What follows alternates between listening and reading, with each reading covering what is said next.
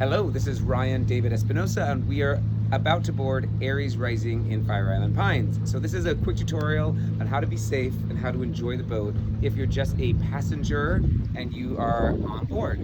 So the first step is we're on the dock, and the easiest, most secure way of boarding the boat is to use these handles. Make sure they're secure, because sometimes the boat does come out, but they're secure now, and they usually are. Come down here, and this is a really important aspect of the boat because it can be slippery, you can lose your footing, and you just want to get on board safely. So you put your first foot down here, you can go down, and you can see it's pretty easy.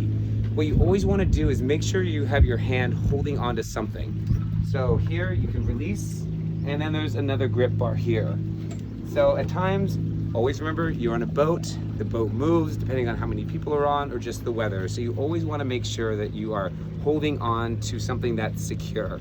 Not everything is secure, so always just make sure you're holding on to a handle. There's handles here, there's handles here, there's handles pretty much everywhere on the boat. So you want to be careful of that. The other thing is this is the barbecue, which is covered right now. This barbecue at times will look like this and it will be gray. And at times it's being used, at times it's closed, on or off. You never want to touch this. You always want to be careful to make sure to avoid this because it can be scalding and burning hot. So once you're on board, you can go downstairs inside or you can go upstairs. Downstairs, as a warning, whether we're on the water or in the dock, if it's rough, there's a much higher tendency to get seasick indoors while you're in an enclosed space. So if you are at all sensitive to being on the water, head upstairs or be out here where you can see the horizon. So you just want to be always careful on the boat with your footing. If you're on the beach, before you get on the boat, make sure that you're wiping down the sand. You can either spray yourself off here with this hose, or you can just rub off while you're on the dock or on this swim platform. One other thing to be careful of is this piece here, which is meant for the dinghy, and these metal pieces here, because those are easy to trip on. So bring you inside. So when you come on, be careful. Again, there's handles to hold as you come down. This is our interior, which is a really easy boat to operate. So here's the sink if you need to wash your hands or you need to get water. There are cups behind the sink in this area. Back here, there's usually bottled water, there's juices. There's a small toaster oven back here to get in the refrigerator if you want to get a juice. The handle is lifted up. I'll give a close-up of that. You lift the handle up and you pull out. That's how you operate the refrigerator. Here is the living room. If you ever need to lay down, there's the front cabin. I'm gonna do a quick show of how you use the toilet. This is a general, always a first question. So here we are in the bathroom. The lighting is here under the sink. You see that there are a couple switches. The two switches are for lighting. This is for the fan. The sink operates as normal. The toilet is a very simple toilet to operate. We prefer only using the toilet for number 2, but I'm sorry, for number 1.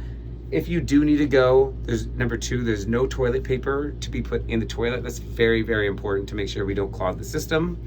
And here is the operating device for the toilet. We'll do a close-up of this. There's one red button, and then there's a toggle switch that can go either way. If you go number 1, if you go pee, you just push the red button. The red button means it adds water to the toilet and flushes the toilet at the same time. The toilet is sensitive. The hose coming from the toilet to the tank is rather narrow. So if you do go number 2, this is my advice to everybody. Always make sure you fill it up with water. So adding water with this front toggle only. So you fill up water through to a good height. Go to the restroom.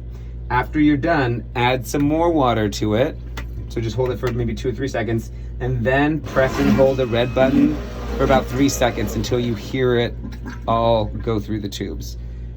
You could then you can flush it again if you want. But that's how you manage the system in general. It's a pretty easy once you know how to use it. So that's the toilet. We're gonna go upstairs now to show you as you walk up. The top is rather closed down, but this is the top. This is the back seating area here.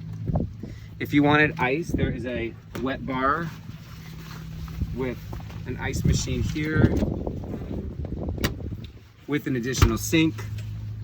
There's seating up here as well as seating in the front of the boat. As you walk down, what you want to make sure and be careful of as you're walking is to look at your footing, because there are these metal buttons that you can easily stub your toe on. So be careful of those. Hold onto the bar. And as you come down, there are cushions up here, and you want to be careful of the ropes. There are ropes that are holding together signs. There are ropes that are holding together these seatings. So be careful of this. Again, we want you to be on board. We just want you to be careful and safe. So be really thoughtful as you're navigating the boat. So if you want to lay out on these cushions, you can open these and take a lounge. There's also lighting here, so always be careful again of footing on this. This is a glass top, so you want to make sure not to sit or stand on this. And beyond that, you can lounge and enjoy your day.